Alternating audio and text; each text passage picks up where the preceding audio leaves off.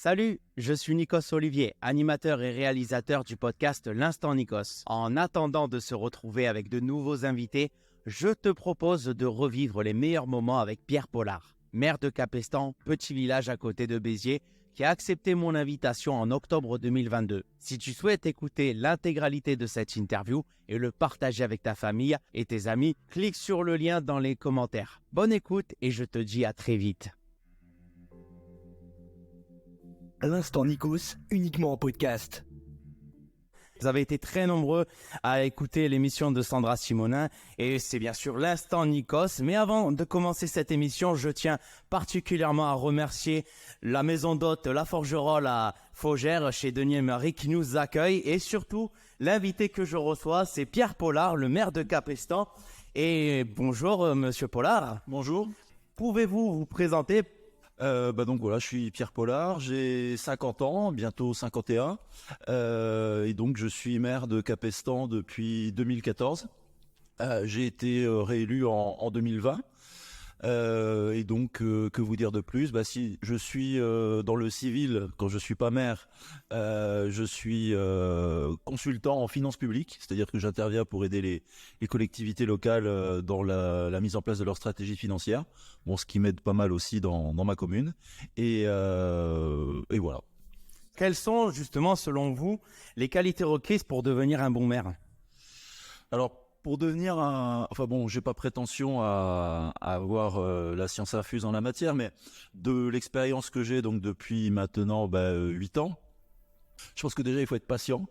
Il faut être patient parce que le temps de l'action politique locale, c'est un temps long. Les projets mettent du temps à se réaliser. Donc voilà, il faut avoir la patience. Et puis, il faut être déterminé. C'est-à-dire qu'il faut avoir vraiment une idée bien arrêtée de ce qu'on veut faire. Bon, il faut aussi s'adapter aux circonstances, mais il faut vraiment avoir un fil directeur, une armature pour savoir effectivement où on veut aller. Donc, être patient, déterminé. Et puis, aimer les gens.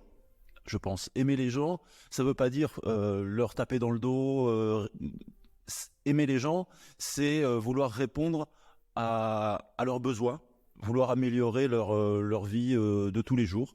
C'est ça, je pense, aimer les gens. Et c'est important pour un maire, parce que si vous n'avez pas envie de rendre service aux gens, d'aider les gens, ça devient vite, je pense, un calvaire que d'être élu. Donc il faut avoir cette tournure d'esprit. Et en résumé, je dirais que le maire, un bon maire, il doit donner un cap, une direction, mais il doit pas oublier qu'il est au service des habitants.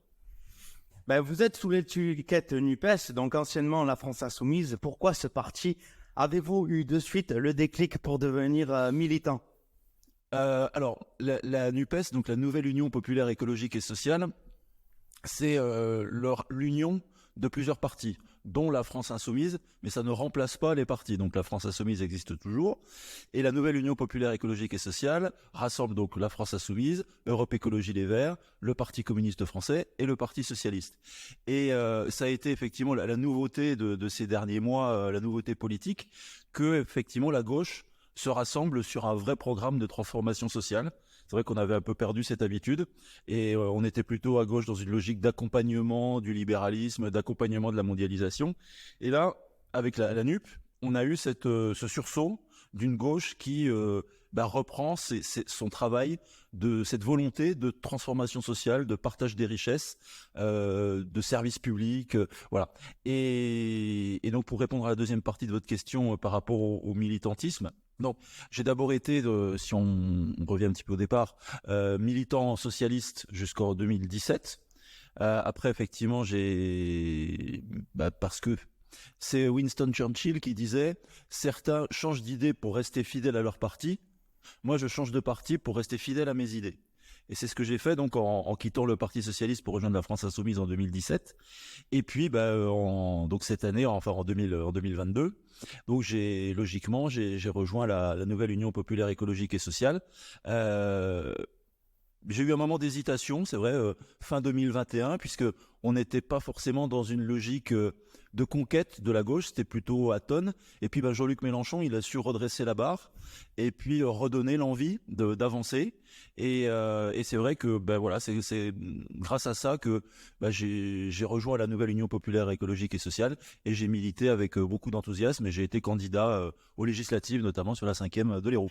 En 2023, vous préparez une réunion publique de mi-mandat. Quels sont les projets et actions dont vous êtes le plus fier? Alors, effectivement, en 2023, on va faire une réunion pour présenter le bilan de mi-mandat, donc du mandat 2020-2026, donc le mandat qui est en cours. Mais par rapport aux réalisations dont je suis fier, je voudrais revenir sur une réalisation du premier mandat, donc 2014-2020, c'est le centre municipal de santé. On a créé en 2016 à Capestan un centre municipal de santé, c'est-à-dire que la commune salarie, aujourd'hui on salarie 4 médecins généralistes et 3 secrétaires médicales. C'est-à-dire que c'est un moyen qu'on a trouvé pour lutter contre la désertification médicale, où en fait la commune, donc comme je l'ai dit, salarie les médecins et encaisse le prix des consultations.